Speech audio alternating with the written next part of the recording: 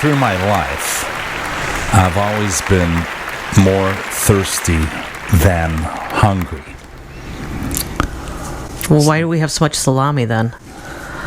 Well, things change when you get older, and the aging process is really taking me down slowly, but I think, I don't know if I'm going to make it. I really don't. Make it where? Any farther. Than this room? Life is just falling apart, it seems like, in my life right now, in my little world, including you. You're there with me. In your little bubble of crazy. In my little bubble, yeah, I'm a bubble baby. Did you ever hear that term? No, bubble I heard baby? bubble boy. Well, bubble baby. Now, do you have your phone there? Yes. Look up Bubble Baby, because I was online on the Facebook. Okay.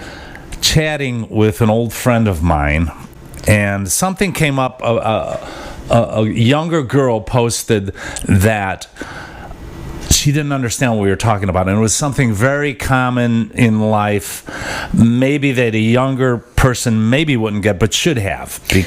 So she said, "Oh my God, I'm so stupid. I kind of know what it means now." And she goes, "I'm such a bubble baby," and I had to look it up. Okay, the first thing under Google, bubble baby, a disease. No, don't look up the disease. There's another bubble baby. Okay, that's the first thing that comes up. Look up urban legends thing. Okay, let's go there. So bubble baby. I'm sorry, I'm actually looking for the real thing. A bubble baby primarily means that your parents do everything for you. You're a bubble baby. You're just taken care of. So she claimed to be one. And I never have heard that term, and I thought, since you're Gen Z, or no, you're Gen X. I'm Gen X. Well, Gen Z is a compliment, because that would make you 25. And stupid. Oh, we're gonna lose listeners by the dozens if you keep doing that. Well, no, I'm sorry. Did you find Bubble Baby? You're the worst Googler. I swear to God, she is the slowest Googler in the world. She Googles. I Google Bubble Baby, and that is immediately what comes up. Okay. I'm the hottest Googler. Bubble Baby disease. No. SCID. That's what's coming up. And then I have Bubble Guppies. No. which is a cartoon, which I've also heard of. Bubble Baby disease is what's coming up. No, just look up Bubble Baby Gen Z or something like that, and little millennial Bubble Baby, something like that. Well, I don't think it'd be a millennial. Regardless. We'll never get anywhere if we wait for Kat to Google. But my lovely wife, Kat Mahler, my own person, Yoko. Whatever. Yes. Do you know what today is, though? Do you know what today is? Are you still looking for Bubble Baby? Yes. Bubble Baby, urban legend. Did you scroll down, or you just look? What'd you fart or what? You're going like this. No, because I'm crying. I'm laughing so hard. Well, who the hell fans themselves when they cry? When they cry to stop the tears from coming out? You've never seen. You don't watch enough Real Housewives. I guess not. Oh, that's what it's from. You're right, because they're always like this because they get all verklempt. Anyway, I'm still not finding anything. Well, believe it or not, it means that your parents are changing your diapers every 15 minutes. Okay. Look up Bubble Baby, and maybe someone could chat along when they're watching this rebroadcast here in the front room. You know what today is? Sunday. No. Today. August 4th. No, it's never a day in the front room. Oh, then how would I know what day it is? Every day is just a day. Then how would I know what day it is? Well, today is the season finale, and you're in the front room with Hey! MarlowKubik. Let's start a show.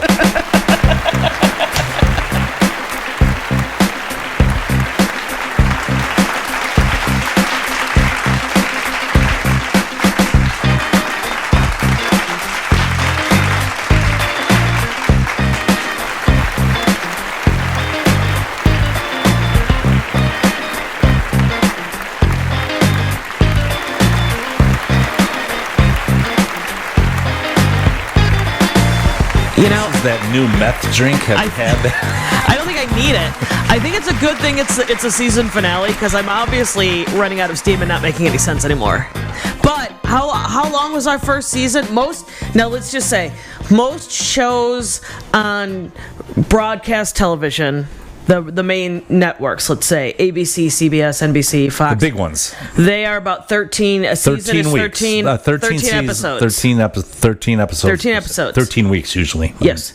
On cable, which I work for cable, it's about 6 to 7 episodes. Which is lame. Okay. Look at us here in the front room here. How many episodes was our first season? Us here, right here. Just the two of us. From the TFR set at Brentwood Studios, affiliated with WJOB Networks. And this is going to explain why I've run out of steam right now. Because how many episodes in our first season, Rick? Well, counting this finale, yes, 26. Shut it. See that? 26 for a grand finale right here. That's no wonder And cheers to our first No wonder season. I can't look up Bubble Cheers Babies. Cheers to our first season. This is the new meth drink that I'm drinking, by the way. I'm trying to... Is that going to... It's called Methgade. And with each bottle you drink, you lose a tooth. Oh, I could lose some weight, I tell you that. I've lost 5 pounds. You have. But it doesn't show on the camera yet. So that's why we have the down angles. Well, I think... And we were going to shoot in 4K today. 4K, we're back to, I think we're 1080. I don't even know what that means, actually. It just sounds important. I have to say, I'm down about 15 pounds, and it was the last episode or so where I actually noticed it when I was watching it back that it's starting to show that I'm losing weight. That's good. You feel better when you lose a little weight. You know, I could stand to lose about 50 pounds, actually. Me as well. No, but everyone thinks I'm a high-tech geek, and I'm not. You know, how do you shoot this thing? I go, you know what we shoot on? We shoot on GoPros. We turn them on, and we go. Pretty much. Yes, pretty much. And we do a linear mode, and I do kind of a flat one. I know they have the widescreen, and I know very little about technology. The only thing I want is CinemaScope. The thing, yes, we have that. We have 70 millimeter, yes. Yes, we shoot it on film, and then we transfer it to video, and then we process it. In our basement, we process it. Reprocess it again. I love and then processing. We unprocess it. We process and unprocess. And then we put it back into the camera. It's almost like a processed cheese. No, we shoot. A lot of people ask me, what do you shoot on? You know, what kind of camera? Listen, I do everything lo-fi. At one point in my life, I started going high-tech. I had Pro Tools for recording. We have a drum set here because I'm doing some recording with Kids on Goop. That's our project, video music project that we have on the side. And I've scaled it all back. And I've had editing programs where we'd edit with Final Cut and Adobe. You could go on and on and on, and you could keep on buying and buying and buying. But when it comes down to it, it's the art. It's what's written here on this card, or it's what's in your mind. Or it's what comes out of that mouth. And it's how you put it across. And that's what counts. So I've come to a point a few years back where I was finding myself in front of the computer trying to figure out how to frickin' put everything together because they keep changing it and upgrade. If you look at older films, John Waters, for instance, he shot on 8mm, 16mm, editing with a little razor blade and scotch tape and things like that, and cigarettes. And you get it done. So it's amazing when you scotch tape a cigarette to film. Right, you get remarkable results. Yes, celluloid on fire. So anyway, we're low budget, back to low budget, and we just get it across. So that's my thing. Everyone thinks I'm a high techie, and I'm not. I'm not at all. Not at all. But the grand finale in the front room, and of course... For season one. This isn't the end. This is the end of season one. No, this isn't the end. And believe me, season 2 starts tomorrow. It actually probably starts in about half an hour. Yeah, actually, you're right, because we're going to shoot about 3 shows today. So that's how it works here in the front room, and this is how networks should be run. For the grand finale, we have a great show planned. A great show planned. And we have a special segment because we have live studio audience. Yes. If you could see. Thank you so much for coming. Wonderful. It's great that we can fit them all in the French room because it's not that big of a room. Well, no, it's not. But we have a couple different studios here at TFR Studios. We have many cameras. Yes, we have many cameras. We're very high tech. We just spoke of that. Some of them are actually just on the front porch. Well, the front room is brought to you by, and I have many things here. I have a little bag of tricks. Yes. So the front room is brought to you by TWA. Yes. Nationwide, worldwide, depends on TWA. Did I say depends? You did. So TWA. Are they still around? No, but these are vintage soap. See, this is kind of sponsors we have here. We have defunct sponsors. The front room is brought to you by the Walter Brennan boxed set. Well, yes. So this is an oldie but goodie, and everyone in the studio audience gets a Walter Brennan boxed set. Just for being, thank you.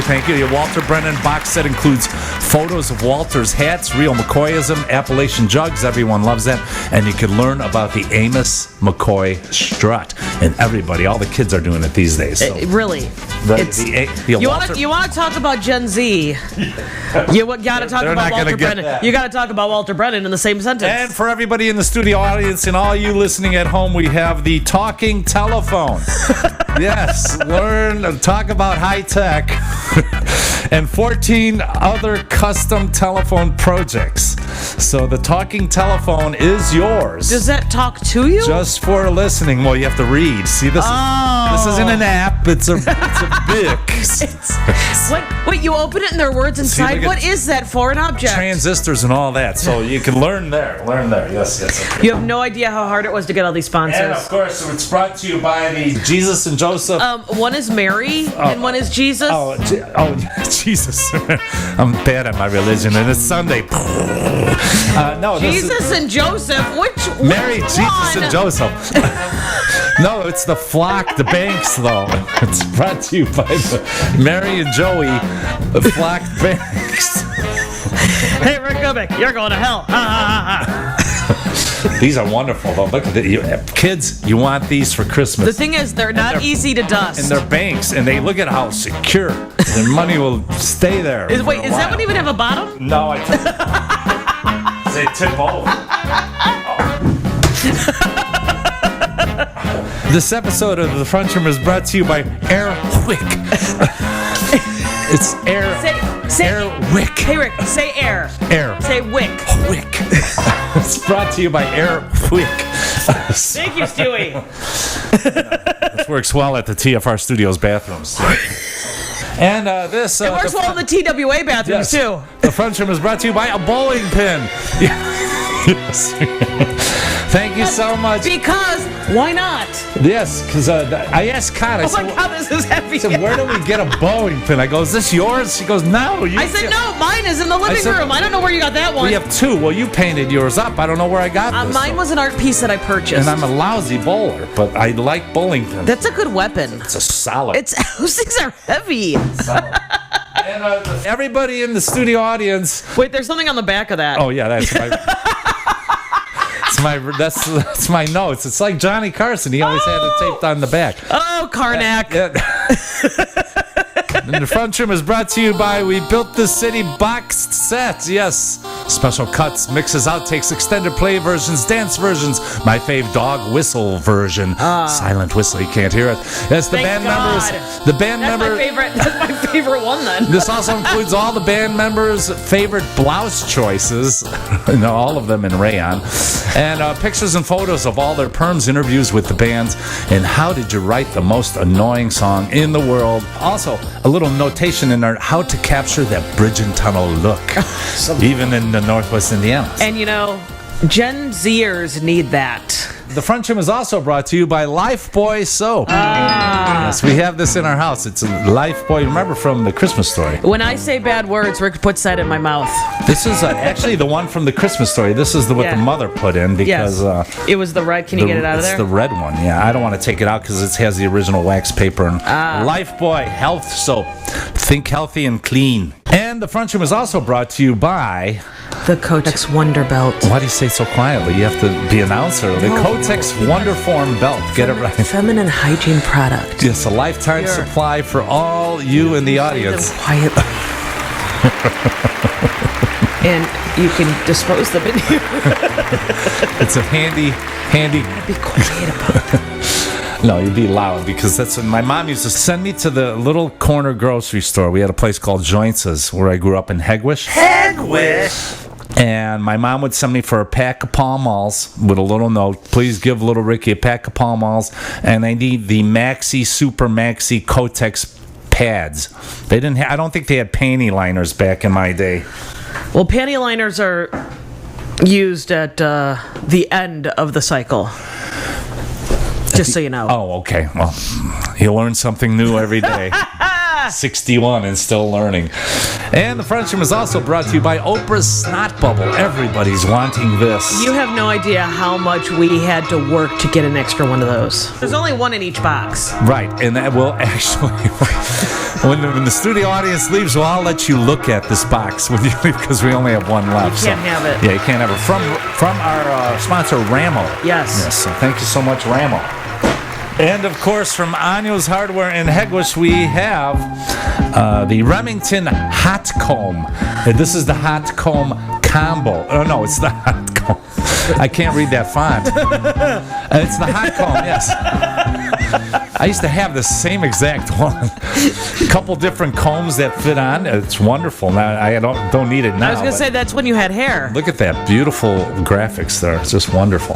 Look at it. Even Anyo changed the price, $14.88, with that masking tape price tag, which I really love. So, yes, from the Hot Comb is not so hot these days. Our last sponsor that we'd like to thank. We have our last sponsor you'd have to break. And we have one more. Brought to you by. What are you laughing at? One more brought to you by. I'm turning into a Lane from Seinfeld and all of our missed outtakes. Yeah, we're really screwing this one up. The Front Room is brought to you by wine. Yes. I think that's why I'm screwing up. I'm drinking Diet Coke. There you go, wine from the Front Room. And there's a little wine topper there. And all of you in the studio audience will not get that wine topper. No, that stays at the house. But thank you so much for all you brought to you by right here in the Front Room. Insane things we did as a kid. Insane things? Insane things we did as a kid. Now, I was just on the radio with WJOB on Friday, and I forgot to ask. I only had a half hour, and half hour isn't much these days because I could yap and yap and yap. But what's the most insane thing you did as a child? While someone was driving a car down the street, I crawled out of the driver's side window into the passenger side window to get in the back seat while the car was moving. You did that? Yeah. You never told me that. On Indianapolis Boulevard on our way to Bishop Knoll. What kind of car was this? Do you remember? Probably a Honda, because I believe Kathleen was driving. So you were in the passenger seat. Yeah. In the front. Yeah. And the back window and front window were open. Yeah. And then there's that little stick between the doors, that little pole. But I crawled that way and got in the back seat. While you were in the car, like Batman and Robin, get out of the window without opening the door? Without my feet touching the ground. Just crawled through one into the other. That's pretty dangerous. I wouldn't have done that. Yeah. That's pretty good. I was limber back then. I can't even get into a car in a normal fashion these days without going, ow! Yeah, without hitting your knee on the freaking steering wheel. You ever do that when you're getting in? Well, you saw me just getting out of the car after we got to the grocery store. You're like, are you okay? I said, my knees are just stiff. Yeah. Well, it happens when you get old. So what about you? Because you have a lot of crazy stories. My decade as a teenager, the 70s, when you start going out, when you were 13, 14, 15, you start hanging out on the street corners. You start going to the park. The biggest thing was Cal Park. And Calumet Park here on the southeast side of Chicago. Southeast side rules. Cal Park was a big, big hangout for us. We'd go out there and we'd go to the hill, and during the day when it was hot, and we'd go to instead of going to the beach, we went to the rocks. They had the rocks. They had these big rocks, kind of like stepping stones. I don't know why they were put there. I guess to help erosion. Like breakwaters and stuff. Yeah, and people would hang, and then you could dive right from the bottom rock. Guys would jump from top rock and go to the water. Now, did they make it? Oh yeah, they did. They did. Quite a few did, and quite a few did, but not everyone did. I've never seen anyone bash their head, but I heard that someone did not make it once and hit their head. Because you got to remember, where the water was, you had rock right next to the water, and it's about 3 feet wide. Then it goes up 2 feet. Then it goes about 2.5, 3 feet. The next step goes up 2 feet. 1.5 feet. Then it goes back about 1 foot, 2 feet. So when you jump, you really have to jump out. When you're jumping off the land, which is top rock, which is about 6 feet in, you have to have even more than that. You have to have some momentum, and there's no springboard or anything. You just have to jump it and hope you clear. Now I've heard some people have bashed their foot or their ankle and caught it on that metal bit right near the water there. So I would never do that.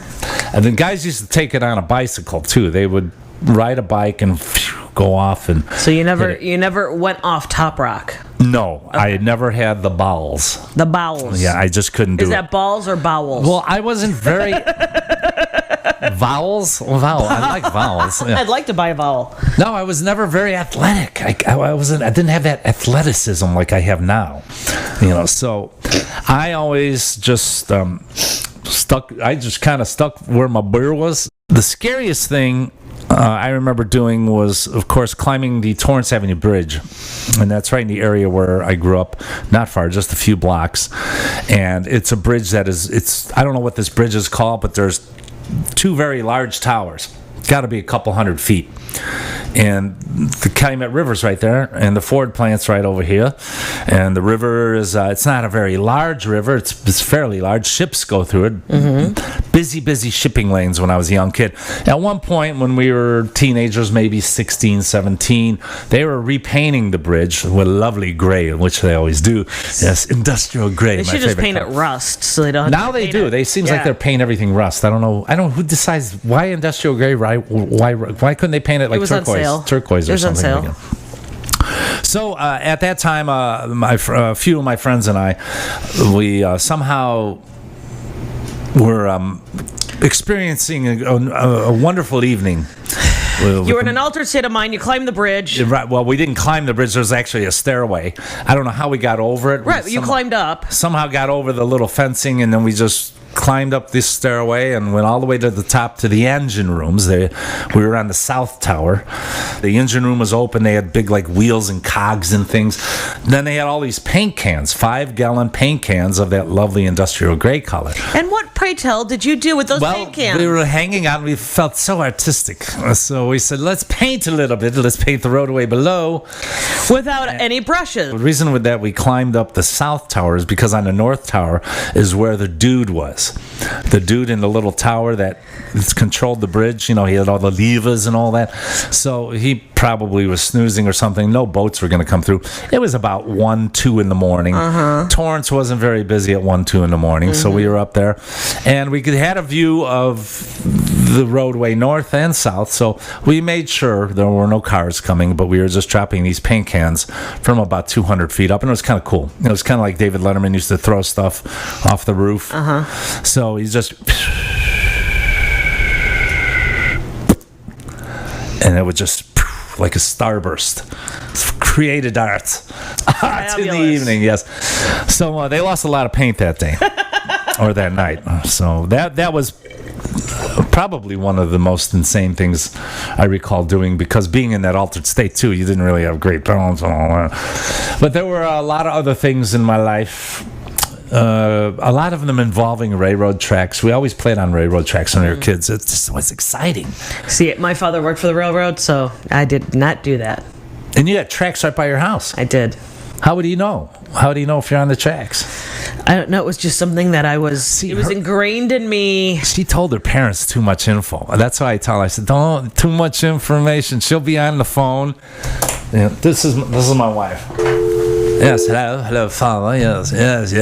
You wouldn't believe what happened today. So my sock fell off, and then I was on the bus, and some guy was looking at me, and his armpit hair was hanging. I said, "You're telling too much information." Why am I British? I don't know, but it just sounds better. See, and why did my sock fall off? When my parents asked what we did, I said nothing. I gave them a very short version. I said we didn't do nothing. And we did that with the teachers as well. So less information, the better. For all you kids out there, if you're wondering. I should give classes on this. See, I could give classes on this. Yeah, no parent is going to pay for that. Oh, the kids would pay me, not the parents. How are the kids going to get money? The way they always do nowadays. They always have from money. Their parents? They pay $4,300 to go to Lollapalooza. Their parents pay that. That's what I mean. So you think kids are going to get their parents to pay you to teach them how to do things against their parents? Of course, because they're not going to tell their parents what they're doing with the money. This is why you less information. So you get the money from your parents. You come to me, and I teach you. So, I have a course. I could do it over at Purdue. They're looking for professors. Oh my God. And the other day, we had to go down into the city of Chicago, which we love going to the city. Mm-hmm. Less and less, so it seems like less and less. What are you doing tonight? Sitting at home Sitting and at eating home. and watching Yeah, TV? yes, that's Why, it. what are you doing? So, yeah, we're in the city. So we're in the city, yeah. I'm like, let's... And as I'm aging, I believe I'm losing my driving cred. Oh, my God. So Rick used to be a cab driver in both Chicago and New York City. Now, most of the time, he is very cognizant of the speed limit and things of that sort. He's letting people cut in front of him, make a left turn. Come on in, come on, do this, do that. And the guy behind him is the old him who's ready to kill him for doing all this stuff. It's true. It's true. Well, the one thing... I don't understand why people speed. You have to understand, in New York City... You'd be an aggressive driver, but you didn't speed. There is a difference. Here's the thing. Here's one way to resolve traffic, and this is city driving. Walk? That's one way. Here's what it was in New York City. Now, I started driving a cab in the 80s, New York City, late 80s, through the 90s. So... if you're driving down Fifth Avenue, it's 4 lanes across. Or say you're on Michigan Avenue. It doesn't matter. Whatever city you're in. If everyone's driving 35 miles an hour, you got it going. You're good, right? You keep that 35 up. Pedestrians have to watch. You got to watch pedestrians. But if someone kind of cuts you off a little bit, instead of beeping or stopping, everyone just moves left a little bit. So if someone cuts you off by 1.5 feet, everybody shift 1.5 feet. That way you keep moving. Then you shift back. Now, one thing I find in the city here in Chicago, I think they want to slow it down. They want, because none of the lights are timed. Now, back in the day in New York City, if you're at 55th Street facing south on Fifth Avenue and you hit the lights right, once you start driving, you hit that light at the right time, you could gauge it. You could go about 35 and you could be down by Washington Square Park in about 5-6 minutes. To me, I would time the lights. You want to keep traffic moving. It seems like these days, the politicians, the people in charge of traffic, we got to slow things down. Let's put speed bumps. What's with the speed bumps? Who the hell? Get the speed bumps off. If the kid can't keep his eye on it, stay out. What did your parents tell you? Stay on the curb, look both ways, check around the corner, then cross. You don't just walk into the middle of the street looking at your phone. I'm just annoyed with people and driving in general. There are one of the things that drives me nuts with you're talking about hitting lights and having them timed. Right. What happens to us half the time when we're stuck in traffic? We will get an emergency vehicle that comes through and changes the lights because they're going through. Oh, they have that little strobe light that changes. They have a strobe light, and it changes. The worst. So you'll be sitting at a light, and it's almost your turn to go, and then you might even have the green light, but you can't go because an emergency vehicle comes through and changes it to red because they're going the other direction. So it gives it a 3-way stop, except for where the ambulance or emergency vehicle. And then the entire thing starts over again with the cross traffic, and you're stuck. You get stuck in the cycle. And one time it happened to us, and third time it was our turn, a third emergency vehicle. They couldn't even stay together. So it was about 20 minutes I'm sitting at one light. Driving is annoying. Another thing that annoys me too is when people come up to a stoplight, to a fairly busy intersection. You might have some left turn arrows, 2 lanes of left turn arrows, 2 lanes of regular traffic each direction, 4-way stop. And then you get that guy, one guy's up at the stoplight, then the second car right behind him, the third car leaves 7 car lengths because he, I don't know, for some reason stops. He wants to keep some space. And then the fourth guy leaves 3 car lengths between that 7th car length, then 3 car lengths. Then the guy behind him is 5 car lengths. And you cannot get into the turn lane because they are not... That's 10, 15 car lengths of space. Listen, people, pull up to the bumper, like Grace Jones said. The thing, it drives me nuts because I want to make a right-hand turn, and I can't. In the right turn, you can turn on red, and this one intersection near our house, and people will not scoot up. They will leave more than a car length, and then I'm stuck way behind, and I can't get into the turn lane to make my turn. And at that point, once I scoot up and I'm able to get through, and I see that car length, one of these days I keep thinking I'm going to do this. I'm going to scoot left and scoot in front of them and take up that car length. But I haven't lost my driving cred, my city driving cred. I haven't. No. I was being nice to a pedestrian. No, The man was crossing the street. He had 7 walkers, and I was like, "Oh my God, we have to help him." So I stopped the car. I said, "Please."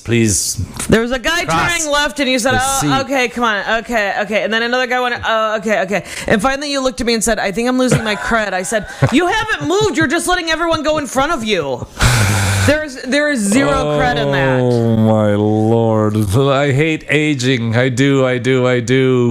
Thank you for joining us in the front room. My lovely wife, Marlo. Me. My own person, Yoko. And we will see you next time, right here. Next season. Yes. Oh, that's season finale. Yes. Hi. Thank you, studio audience and all.